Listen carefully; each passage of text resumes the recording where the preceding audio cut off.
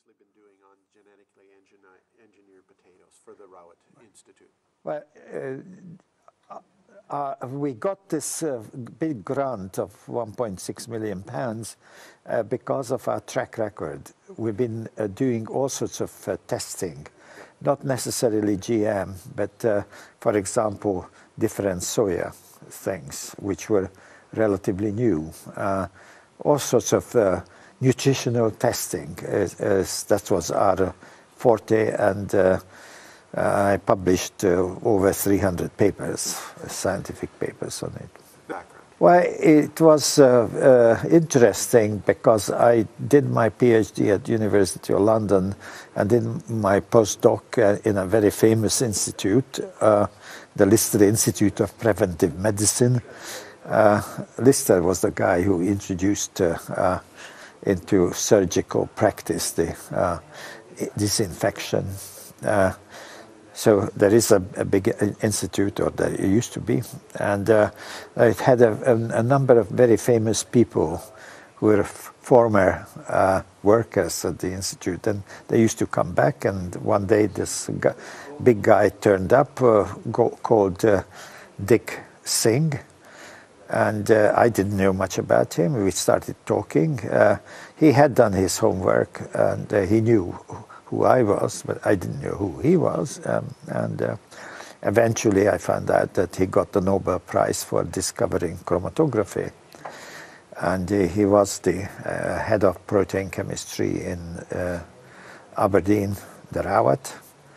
And he invited me to work with him. So in those days, was the rule that you don't apply for jobs.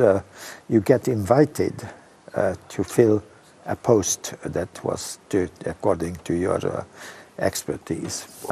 And that program was dealing with genetic modification and its effects on both people and on the environment. World in Action.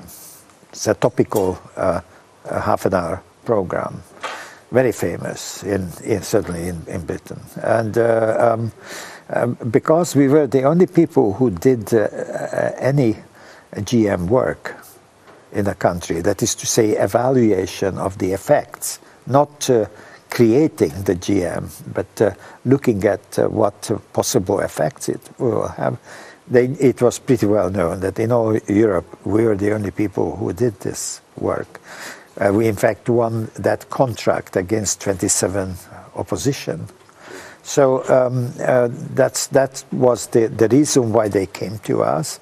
The interview was, they interviewed for the whole day, which was then got down to 14 sentences in 150 seconds. And I can tell you what I did say. It was very simple. One was that we did have a comparison of GM with non-GM potatoes. We fed that as a part of a proper diet to rats, and we measured all sorts of things. Growth, for example, how these young animals were growing, what happened to their inside, and what happened to their immune system. And I did say, it's one of the 14 sentences, that it became clear that the GM had a slower growth. It had problems with internal development of its organs, and it certainly knocked out the immune system. That was one of the two sentences.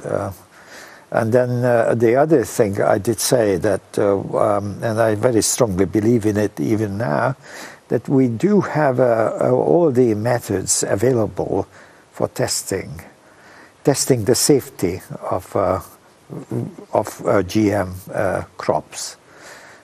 And I think that I did also say that this is, it will be unforgiven by humanity if we don't do it but use them as our guinea pigs. So that was it. Yeah, sure. I mean, that focuses the mind, of course. For me, that was just simply an aside, but for the people who did watch that program was obviously very important, because they said that if this guy doesn't eat it, then why should we? So I did actually say that. Yeah. I think that for 2 days they backed me up, and in fact I was the season of the year, or what the best thing since sliced bread. But the trouble was that our director was in for a very important job that was to be given to him. It's called the Food Standard Agency, which is a big ministry, and he wrote the blueprint for the working of that Food Standard Agency, and he was promised that job by Tony Blair. So when the pressure was on by politicians, he was really afraid that he'll miss that possibility of becoming the first Director General of that. Incidentally, he did. So that's just... he did what? He did miss the he was not even interviewed for the job, for the very simple reason, because he was given a job to destroy me, and he couldn't. So now, who do you think gave him that job, though? Well, I think that it was given that it's a political decision. It was given that job by Tony Blair himself. So he had been promised that job by Tony Blair, and he is the only one who could take it away from him. Well, you see that the main problem was with this GM food business, that the GM foods, that is GM soy and GM corn, were introduced sort of under the counter.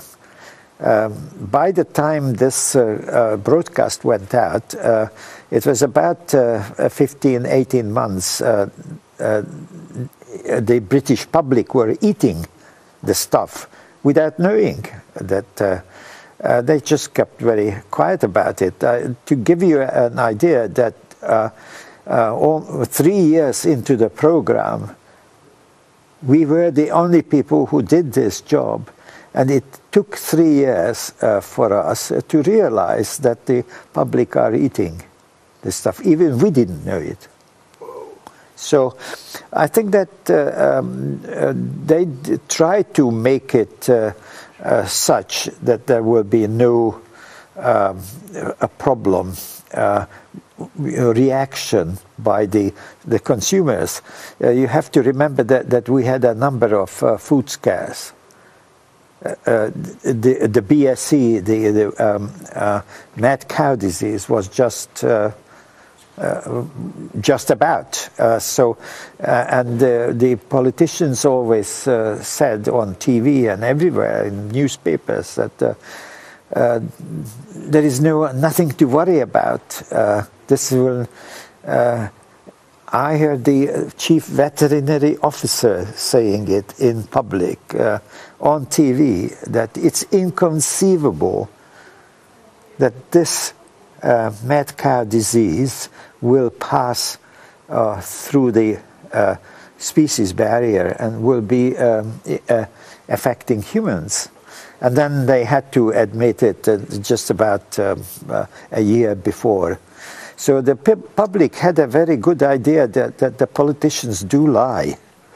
And the food system was highly compromised because the country and Europe had gone over to this large-scale industrial production systems, and if there is any gremlins in the system, that will certainly show up straight away, and the effects will be quite astronomical. You know,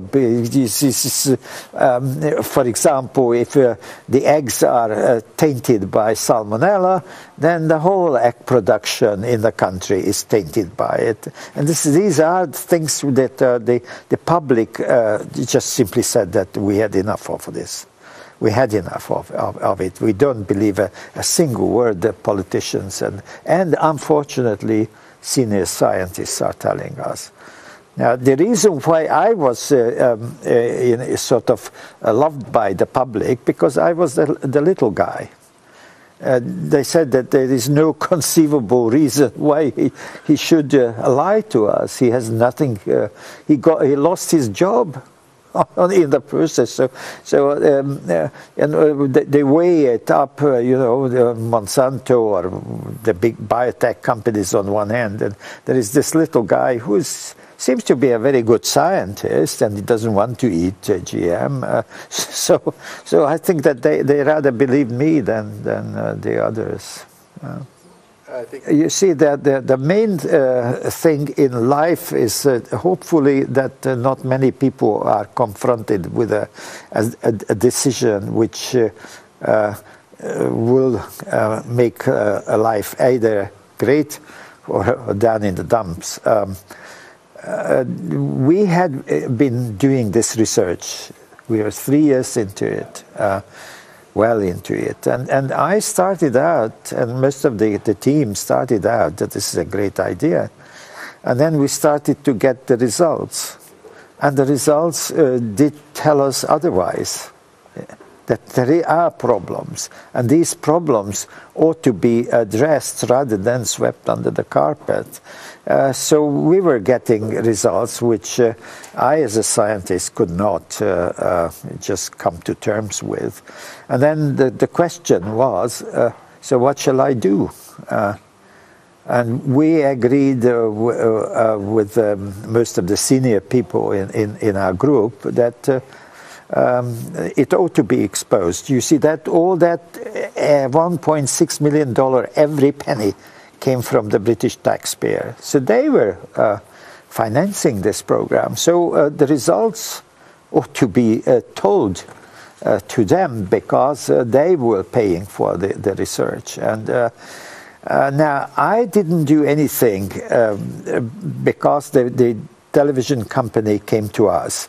They knew it was in the air that there is something going on. And the public was really very keen to hear it. And they came to us, and of course the director agreed to it because he was not involved. He could only see this huge publicity that will be coming out of it.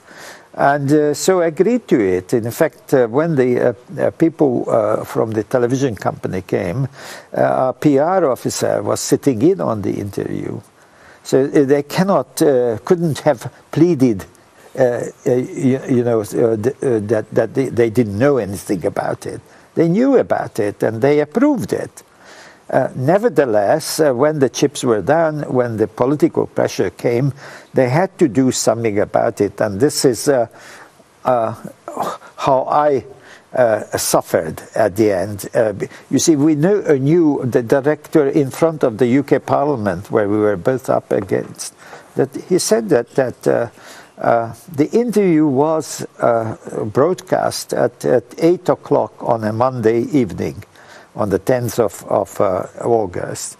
And by 11 o'clock a.m. that morning, I had been taken out of the system. My telephone had been switched up to the director, who marshaled together all the secretaries who were taking and logging all the calls. And he jumped about, went to the television studios.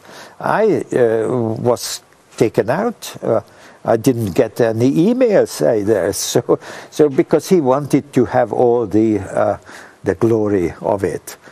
So we were getting a bit worried about it, because you go home and in the evening you see this goon running about and telling people something that I knew was not true. But then when the chips were done and the pressure started up, that he made out that I advised him to say those things. And now the best thing for them was that I had to sign a contract each year because I was already retired. So in the contract it says that I cannot say anything without the written permission of my director. So he just simply said that from now on you can't say anything.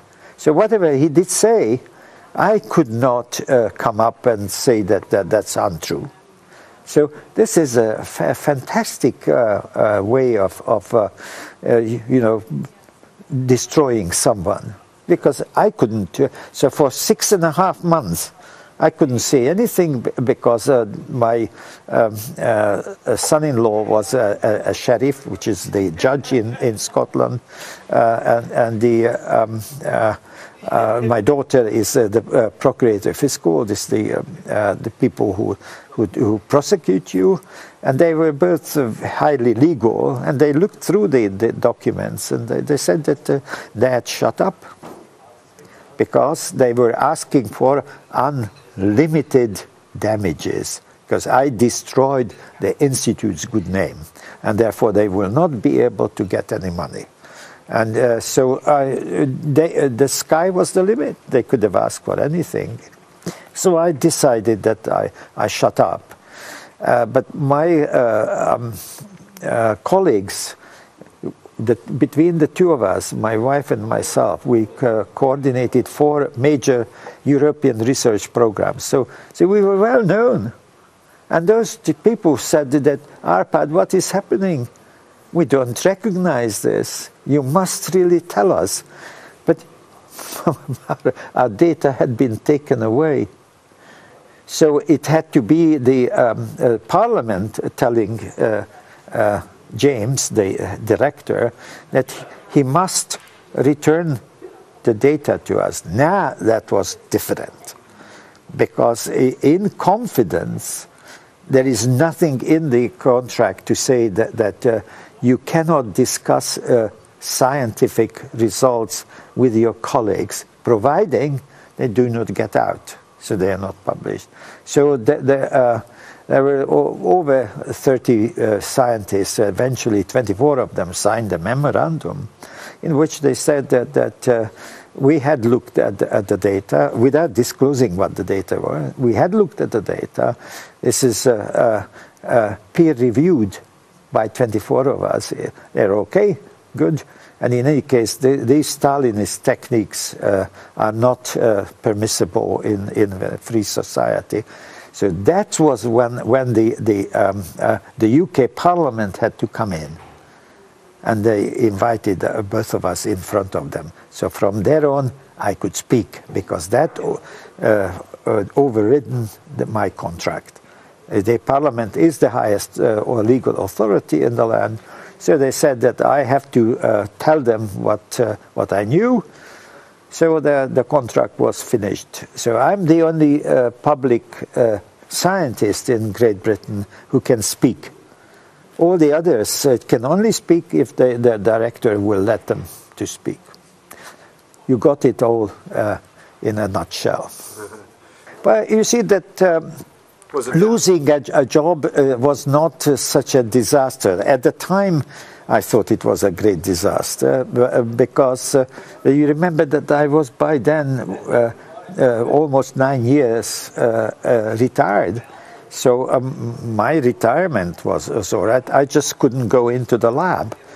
Now that was not such a major calamity, because with all this controversy, nobody would have given me money, research money. So I thought that it's probably the best idea if I concentrate on other things, like lecturing. There was plenty of opportunities. Went around the world a few times. Just to tell people what happened.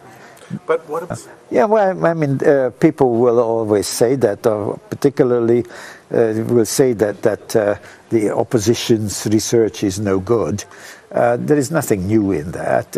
In this case, of course, there was a bit of added political edge in it, and there was the Royal Society came down very hard on us. But I knew that.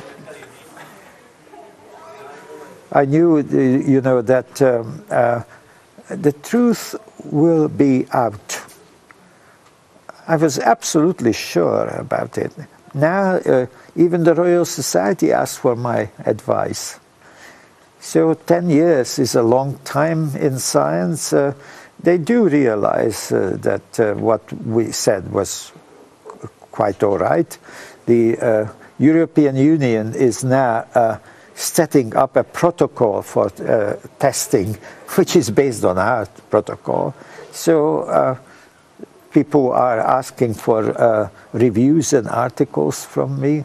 So I think that we can understand that Tony Blair gave the job to James, my director, former director, that he should destroy me. He couldn't. And it was a very unpleasant time. There's no doubt about it. Don't make any mistake about it. It was a terrible time in my life. But there you are. Oh yes, I am very, very glad to have done it. And what is in fact even more, that in the British Parliament they asked me that question 3 times. And each time I said, yes, I'm much certain now than when I did that 14 sentences, because now I had an enforced 6.5 months when I could look at all the results once I did get them back from the Rawat. And I'm much more sure now that it is what I did say is absolutely correct. Everything is correct.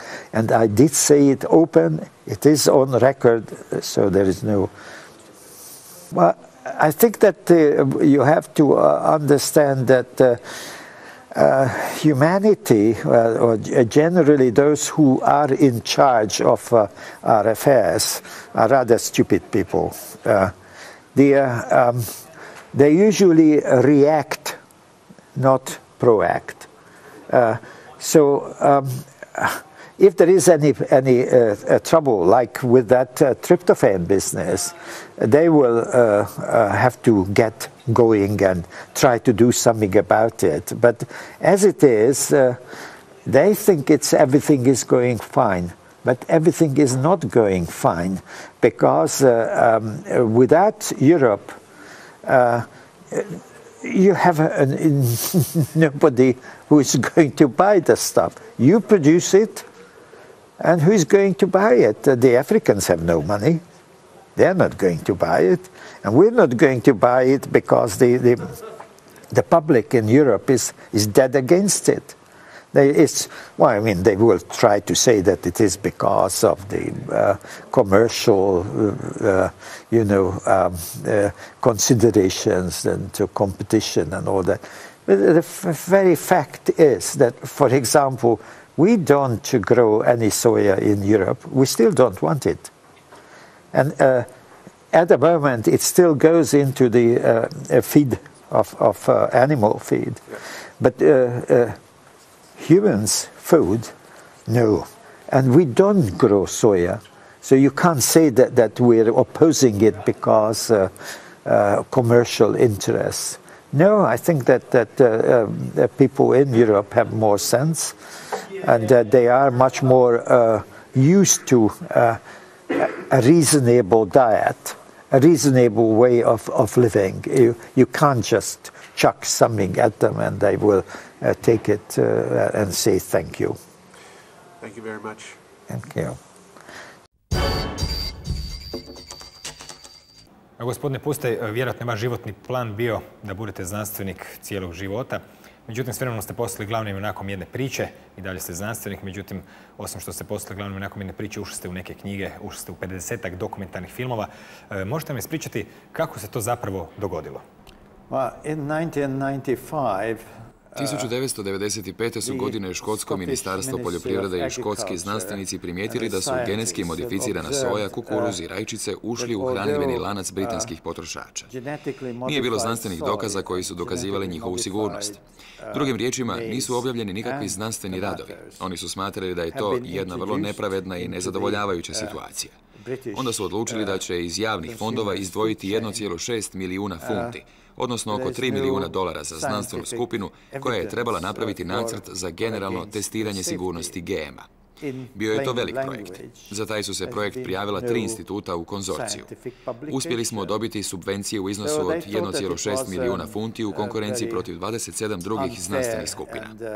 Naš zadatak nije bio testirati sigurnost samo jednog usjeva. S vremenom smo genetski modificirane rajčice počeli upotrebljavati kao model.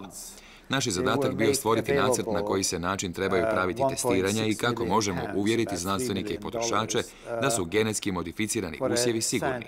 To je pozadina cijele priče. Nas su izabrali uglavnom zbog toga što sam ja do tada već oko 30 godina testirao sigurnost ne genetski modificirane hrane, ali sigurnost novo uvedenih prehrambenih proizvoda, novih proteina i tako dalje. To znači da sam iza sebe već imao mnogo iskustva. To je njima poslužilo kao obećanje da ćemo nakon trogodišnjeg projekta doista i napraviti taj nacrt koji će se moći upotrebljavati pri procjeni rizika svih vrsta GM hrane. Tako je sve počelo. Dobili smo taj projekt i počeli smo raditi na njemu. Radilo se o vrlo velikom projektu na kojem je sudjelovalo oko 30 znanstvenika s 3 instituta. Istražili smo sigurnost genetskog modificiranja iz svakog kuta. Nismo samo obraćali pozornost na sigurnost hrane, nego i na uzgajanje u okolišu, ekološke rizike, rizik od prenošenja bakterija i sve druge rizike koje smo u to vrijeme utvrdili. O tome smo pisali u opisu projekta. To je odobreno i nakon toga smo jednostavno krenuli na posao. U knjizi je rečeno da ste bili vrlo iznenađeni kada ste saznali da je zapravo projekt već odobren bez obzira na rezultate vaših istraživanja. Kako je zapravo taj niz događaja tekao? By 1995, as I said, there was not a single... Do 1995. godine nije objavljen niti jedan znanstveni rad o potencijalnoj sigurnosti genetski modificiranih usjeva i hrane. No oni su 1996. godine ušli u ljudski hranidbeni lanac. To je bilo vrlo zanimljivo jer čak ni mi sami nismo znali za to. Početkom 1998. godine, za vrijeme zadnje godine projekta, otkrili smo da su te 3 kulture već odobrene i da su inkorporirane u prehrambene proizvode. Otprilike 60 do 70% hrane koja se u to vrijeme prodavala u Velikoj Britaniji imala je u sebi neke genetski modificirane sastojke. Bili smo potpuno iznenađeni. Nismo čuli ni za jedno istraživanje o sigurnosti.